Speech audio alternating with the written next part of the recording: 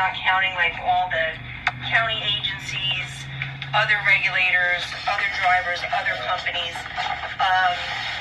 This went on for a good 2 or 3 years. Nobody knew what was going on. Nobody knew where they stood. Nobody knew how to adjust their business models. Nobody knew how to protect themselves. And it was pretty much... Did that start in 2006? That started in 2013. The interesting thing is we really can't do anything with the misconception from 2006 until Uber made landfall here. Basically, because it's kind of interesting, even though nobody knew what the law was, they didn't understand that in 2006 the law had been changed and split from taxis only being the 125, 250, 50, and the limos and everybody else being 10, 20, 10. The only good part about that is it was a level playing field. Even though it would have really helped the industry in a big way, it would have brought costs down. People would have been able to buy new cars instead of paying $400 a month just for insurance. A lot of good things could have happened, but there was no, negligence, nobody was really hiding anything. It's just nobody really knew what was going on. The state had handed over the power to the local government for insurance oversight, back in 1988. And this was something that nobody even realized. And it got even more complicated because under B, which is actually the 10-2010, the whole entire statute for financial responsibility reads like you need a $300,000 single combined limit. And that's because it was almost at the same time that they changed the law for the taxis and the limos in 2006.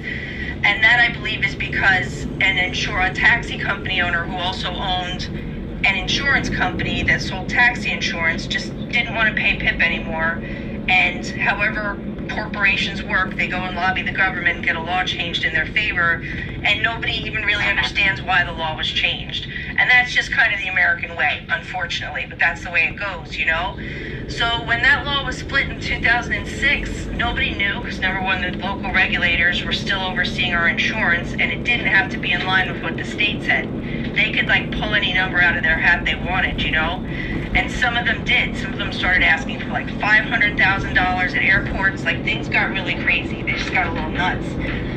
But the problem was the Graves Amendment, I think, was passed on the federal level almost the same year. And nobody even really realized what the Graves Amendment was about until, I know in our state, in Florida, it went all the way to the Supreme Court, actually. Somebody had been rear-ended by, let's say, a driver in a Hertz car. So the person went to go sue Hertz, and Hertz was like, no way, we're not financially responsible for this. So that person filed a declaratory judgment saying, you know what, yes, they are responsible, and here's the whole language in B, 324.032, 1B, the subsection that goes into, I think it's 327 under 9B or something like that. Anybody that reads that, and this is including our county commissioners in Palm Beach County, when I went to them to try and explain to them the law had changed, they were just reading back exactly what everybody was misinterpreting, telling me I was wrong because of the way it's still written right now. And so basically this guy who tried to... Go ahead. I was just going to say, let me ask you this. When you're talking about the Graves Amendment, is that a part of an amendment that went in under House Bill 7079? No, that was actually the federal government. I guess the people who rent out cars, which also happen to include taxi companies, but it was basically all the major rental companies like Hertz, Avis, all those people. They just decided they didn't want to be responsible for the vicarious liability and things like that anymore. So they lobbied the federal government to not be financially responsible pretty much for anything a driver that drives off their lot with the car does with it. So the federal government go ahead. So you're saying that was a change to limit the liability of rental companies? That's correct. And see, the thing is nobody understood what the Graves Amendment was. And you wouldn't understand what the Graves Amendment was unless you got into an accident with somebody driving a rental car. like a Hertz car, an Avis car, something like that. So what happened in the state of Florida was, I guess it was a couple years after the Graves Amendment was passed, somebody had rear-ended a regular driver. The person was driving like a Hertz car, or Enterprise, maybe I think it was. So the person went and filed a declaratory judgment to try and make Enterprise, pay for the extra liability, vicarious liability and things. So it went all the way up to the Supreme Court in Florida, and the Supreme Court ruled that the subsection B, which the 9B, which comes under the 324.0321B, actually is not a financial responsibility law. Because number one, you are not required when you register the car at the Division of Motor Vehicles to prove $300,000 combined limit. You're only supposed to prove 10, 20, 10 at DMV. And two, it was only a suggestion by the state of Florida to anybody leasing or renting cars that they should have them carry this much insurance, and if they didn't, then the rental agency or the leasing agent would be responsible for like $1 million. So that whole thing, like that whole statute that's still current on the books right now, is completely null and void. It's preempted by federal law. But anybody reading that law, like all the local regulators, all the taxi companies, limo companies, they all, and also the Uber and Lyft drivers too, like reading A and reading B, A is written very, very, it's just very unclear, it's very vague. Ambiguous, exactly.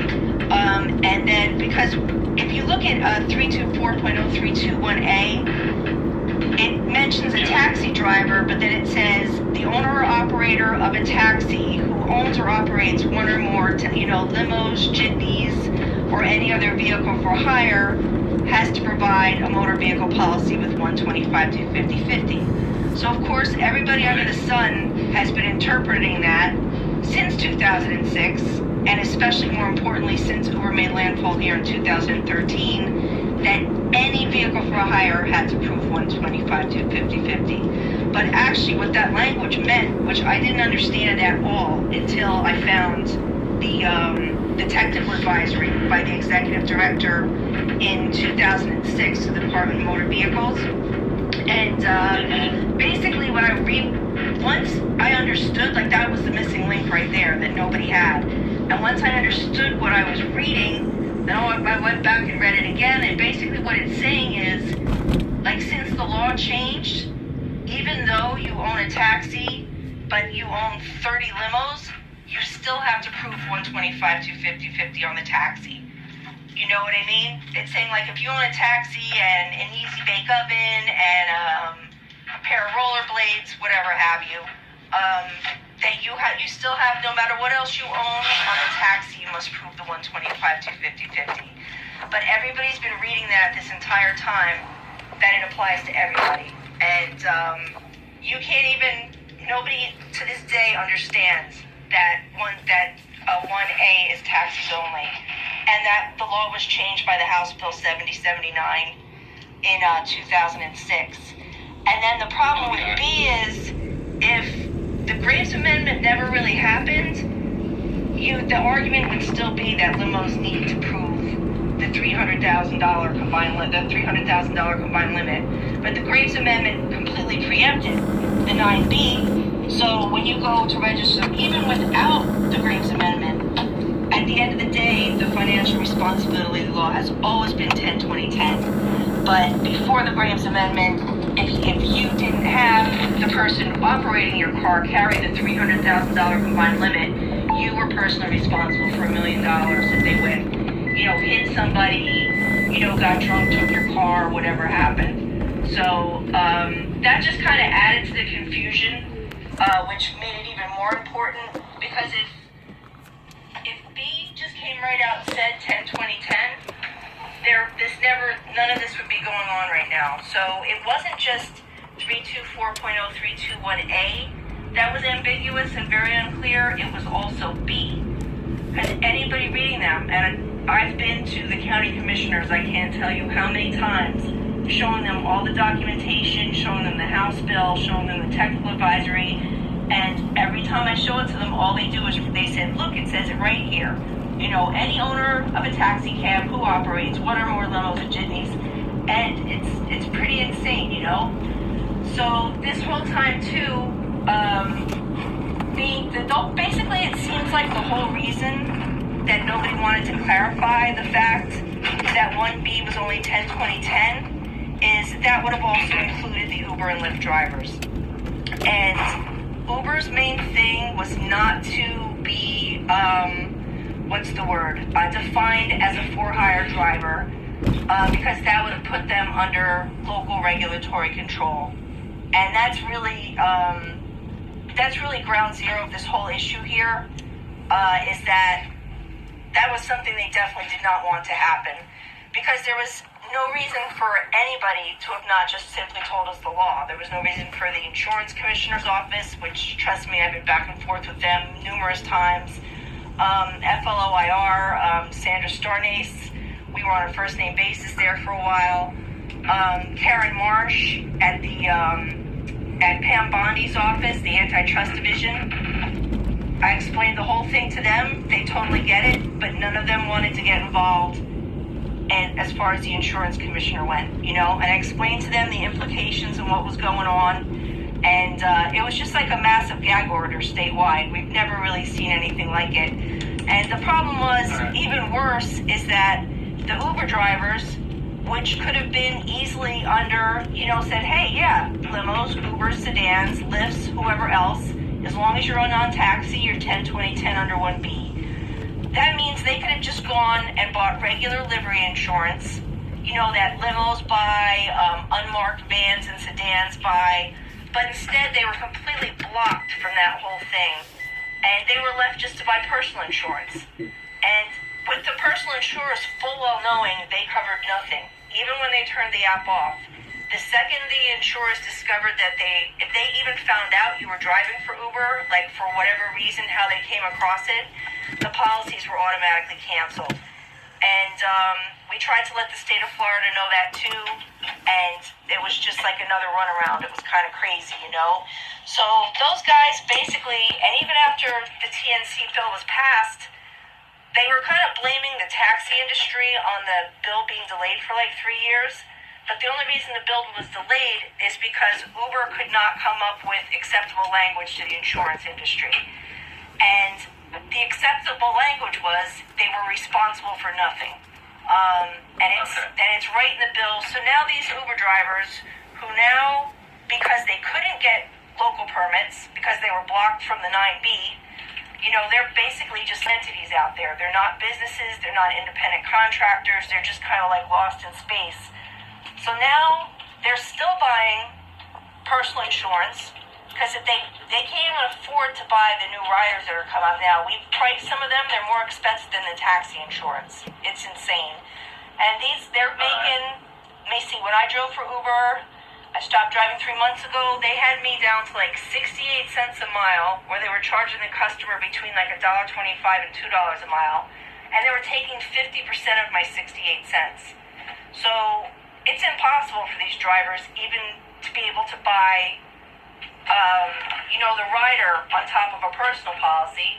So these guys are still all driving around, just lying to their personal insurers because they have no choice.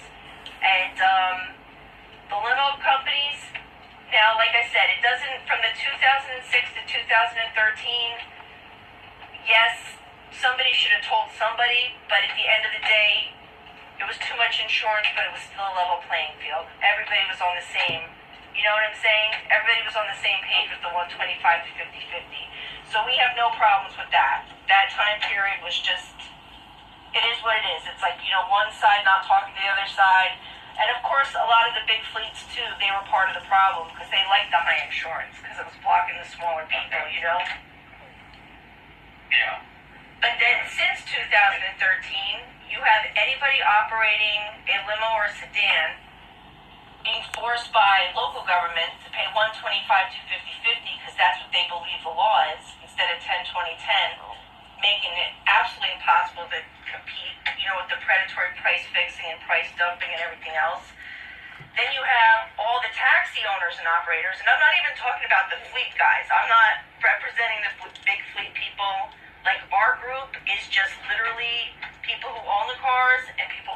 the cars, and there's like over 100,000 of us. Actually more if you count back since 2013, all the people that have lost their jobs, you know, started driving with Uber, had to quit, you know, because they were running their car into the ground, or just, and then regular operators who are just completely out of business. You know, I got 3 more emails today because we have things out on Craigslist and things, just get everybody together. And so the thing was with the impact on the people who operated taxis was, if they had known when Uber made landfall here that they're basically their policy, Uber's policy, never mattered. It was all just kind of part of the smoke and mirrors, you know, and it also kind of perpetuated the misunderstanding that 125 to 50 was required for everybody, because they kept throwing the $1 million around. Oh, this is more than taxi limo insurance. This is more than taxi limo insurance. So everybody was kind of focused on that, and nobody was focused on what you actually had to prove when you walked into the Division of Motor Vehicles, which is, at the end of the day, makes or breaks your business, you know? So what happened statewide to anybody that owned or operated a taxi cab was, most drivers are not for hair, you know, street, but they call them street drivers, the ones that drive around the bars late night and pick up the street hails. That's maybe only, I'm going to say, Jay, what would you say that would be percentage-wise? You know, back when everything was like up and running. Like how many would you say were cabs at the airport compared to like street cabs? Oh, okay, so I would just say like between Delray and Plum, like there'll be 40, 50, 60 cabs downtown West Palm. But then how many at the airport though? Because I know they'd be up over 200, right? Total. Yeah, but at the same time sitting, it wouldn't be maybe 100 at the same time. So if you added them all up, yeah, like 300. Yeah. It's close to 50%. Yeah. It's close to 50%. But it was a difference between, so basically what was happening was all the cabs that were standing at the airports, drivers usually aren't either or. You're either kind of like a cab stand driver or you're a street driver. And like in Miami, most of them are cab stand drivers where they sit at like the hotels, sit at the airport. Pretty much all through Florida, most of the drivers that are at the airport, that's all they do. 7 days a week to sit at the airport. So all those cars there, had they known about the 10-20-10, all those operators, all they had to do was switch over from a taxi registration to a limo sedan registration, had the 10-20-10, and would have been able to compete price-wise, app-wise, in all kinds of ways. And, sorry, I'm losing my train of thought here. It's a lot of stuff. That's why I said yeah. But correct me if I'm wrong. It sounds like the basic argument here for going forward is that you're saying that the change in law provided for 10-20-10 for the non-taxi owner-operators, and that highway safety of motor vehicles should have explained that to the locals. Is that what you're arguing, essentially? The argument is definitely, and it's documented, that they refused every single possible request, full well knowing the implications of what was going on. And I mean, they were basically making and breaking the entire industry, but not helping the drivers of any persuasion. You know what I mean? Yeah. And what is the remedy that you were seeking? That is what we don't know. Okay. We don't really know. See, this is the thing. Our main goal right now, you know, besides obviously financial accountability and also to get the word out to the regulators, our main goal is just to try and get the ship turned around. So we're not, I mean, it'd be very easy to get everybody in the organization together and go for some ridiculous, lawsuit that's going to be drawn out forever. But that whole time, we're still heading right toward the Titanic. So that's not really going to help us. Okay. Hopefully that's not the direction we have to go in. Okay. But there definitely has to be a number. I just don't really know how to put a number on that. Okay. So you part of that, and then you want the law clarified, is that the other part of it? Yeah, that's true too. And the thing is, our kind of, taken care of. And if it can be taken care of, that also would roll are pretty much our same issues with FLOIR and with the insurance commissioner's office. That would all, like, resolving this would also at the same time resolve our issues with them too, because I mean, it's easy to go and just fight everybody and just fight, but we're just really kind of looking to really do some repairing here and just turn that damn Titanic around is pretty much a main thing. Okay. What else was I going to say? There's also a way, if talks continue, that the clarification doesn't really even have to come from Florida Highway Safety Motor Vehicles, because maybe it would be in their best interest just to kind of stay out of it, It could come from a different office, and I have a way to word it very well if it came down to it, where it almost wouldn't like be a red flag of what the issue was that was actually being clarified. Without coming right out and saying what I'm saying, there's just ways to say things that will just kind of help everything move forward. So. All right. Well, I need to get with my boss and figure where we go from here, and I will try and get back with you as soon as I can with an update.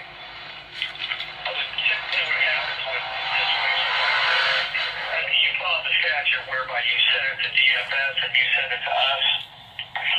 And in these particular circumstances, I'm pretty sure what initially happens is Department of Financial Services makes a determination regarding what you provided.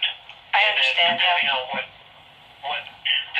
what they determines whether it's resolved or whether some type of lawsuit would have to be filed on your part.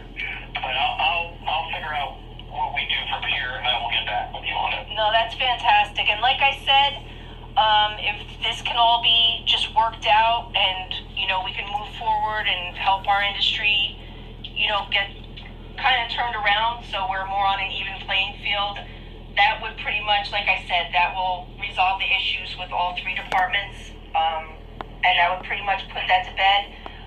If we have different issues with the state of Florida as far as the TNC bill and things, but that has, if we resolve this, that also has no reflection on those three offices as well. That's kind of like a whole separate ball of wax right there.